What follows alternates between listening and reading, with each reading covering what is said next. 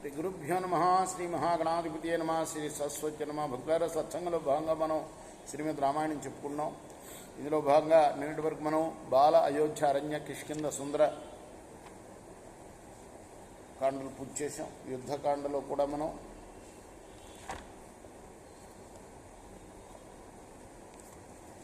యాభై 59 సర్గలు పూర్తి చేసి 60వ సర్గలోని 56వ శ్లోకం వరకు చెప్పుకున్నాం. ఈ రోజున 57వ శ్లోకం కొనసాగిద్దాం. కొనసాగించే ముందు వాల్మీకి మహర్షిని ప్రార్థన చేసుకుందాం. కూజంతం రామ రామేతి మధురం మధురాక్షరం ఆరుహ్య కవితా శాఖాం వందే వాల్మీకి కోకిలం. సమర్థ సద్గురు సాయినాథ్ మహారాజ్ కీ జై. తస్య జాజృంభణమాణస్య వక్త్రం పాతాళ సన్నిభం దదృశే మేరుశృంగాగ్రే దివాకర ఇవోదితః.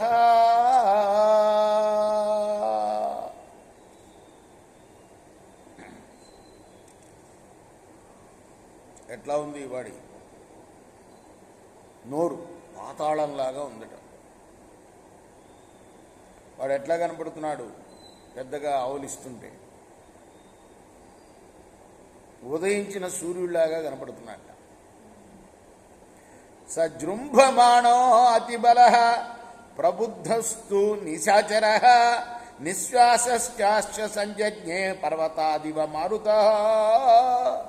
మెల్లగా లేచాడు ఆవులిస్తూనే. ఎట్లా ఉంది ఆ సమయంలో వాడి గాలి లేస్తూ ఉంటే? కొండగాలిలాగా ఉంది. వాడొక కొండ, వాడే పెద్ద కొండ, మామూలు కొండ కాదు. చిన్న చిన్న కొండలతో కొట్టి లేపినా కూడా లేవల కదా. రూపముత్తిష్టతస్తస్య కుంభకర్ణస్య తద్భభౌ యుగాంతే సర్వభూతాని కాలస్యేవ దిధక్షత. ఎట్లా ఉన్నాడు వాడు చూడటానికి? ప్రళయకాలంలో యముళ్లాగా ఉన్నట్ట. తస్యాగ్నిదీప్తి సదృశే విద్యుత్ సదృశ వర్చసి దదృశాతే మహానేత్రే దీప్తావివ మహోగ్రహో. అగ్నిజ్వాల్లాగా ఉన్న మెరుపు వంటి కాంతి గల వాడి యొక్క నేత్రాలు, కళ్ళు ప్రజ్వలిస్తున్న మహాగ్రహాల్లాగా ఉన్నాయి.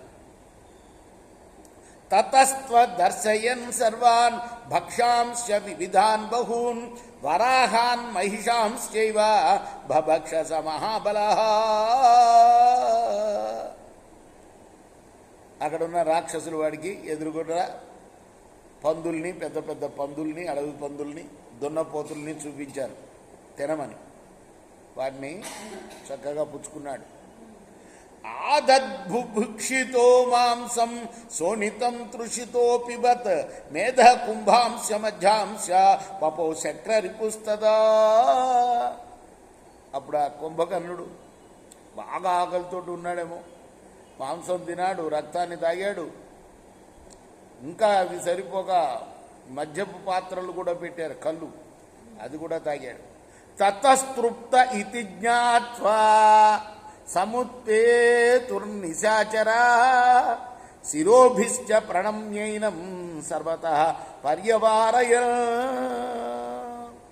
వీడు బాగా తృప్తి చెందాడని తెలుసుకున్నారు రాక్షసులంతా కూడా. 10,000 మంది వచ్చారు కదా వీడిని తీసుకెళ్తాను.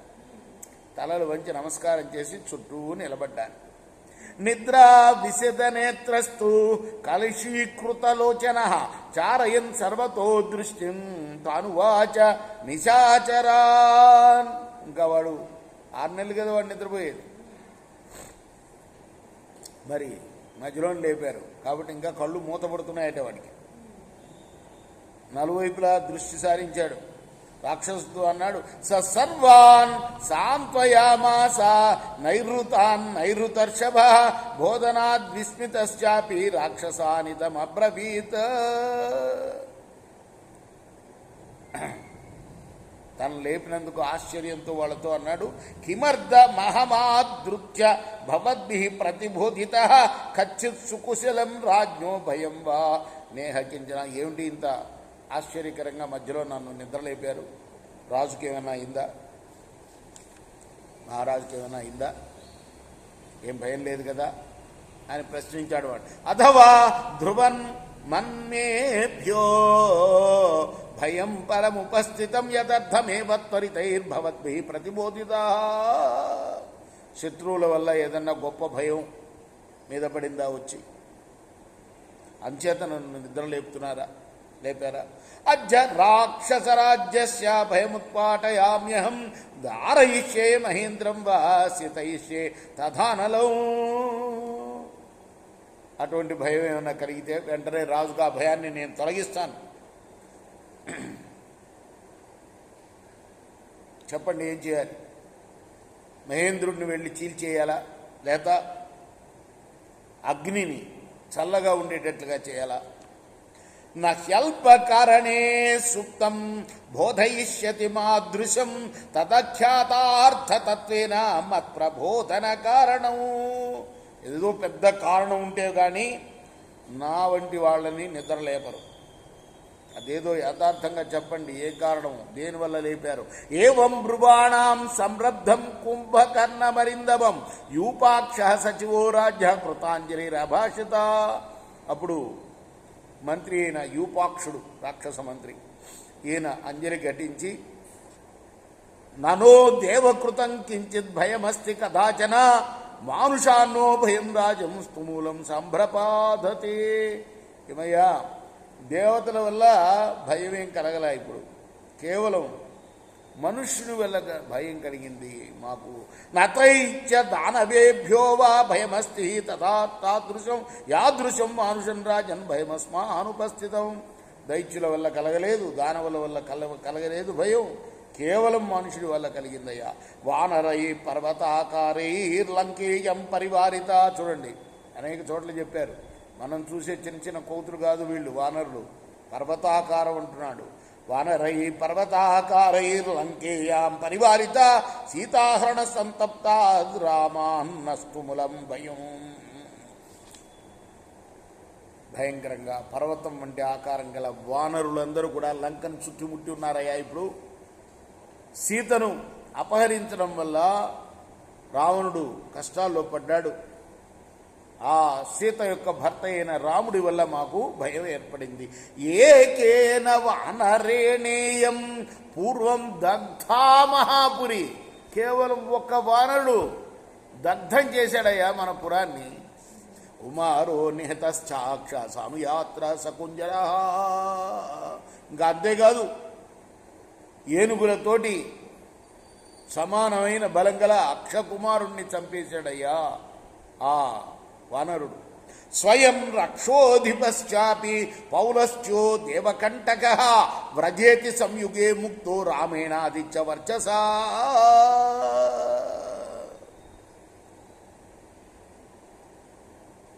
ఇంకా ఆశ్చర్యకరమైన విషయం ఏమిటంటే, ఓ కుంభకర్ణ, మన రాజు రావణుడు ఉన్నాడే, దేవతలను కూడా లెక్క చేయడు. అటువంటి వాణ్ణి కేవలం ఒక మానవుడు రాముడు యుద్ధంలో ఓడించి వెళ్ళిపో అన్నాడు.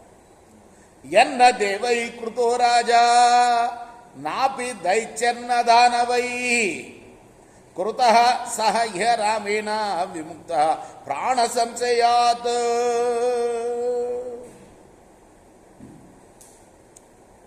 దేవతల వల్ల, దైత్యుల వల్ల, దానవుల వల్ల కూడా ఇటువంటి పరిస్థితి ఎప్పుడు దాపురించలేదు రావణాసురుడికి.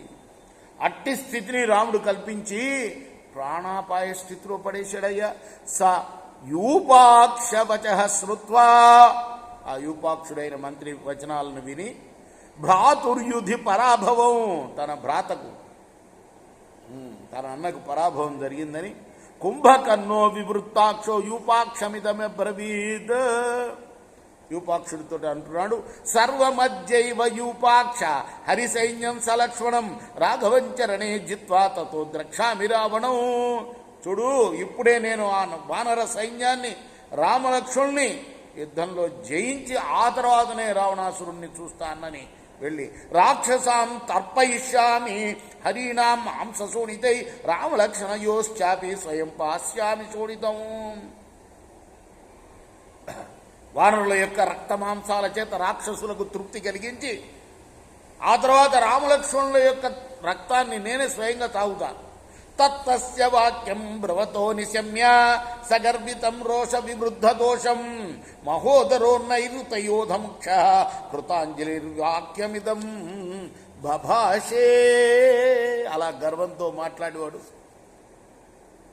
ఆ మాటలను విని ఆ రాక్షస యోధులందరిలో కూడా ముఖ్యుడైన మహోదరుడు అనేవాడు చేతులు జోడించి నమస్కరిస్తూ రావణస్య వచః శ్రుత్వా గుణదోషో విమృశ్య చ పశ్చాదపి మహాబాహో శత్రున్యుధి విజేష్యసి.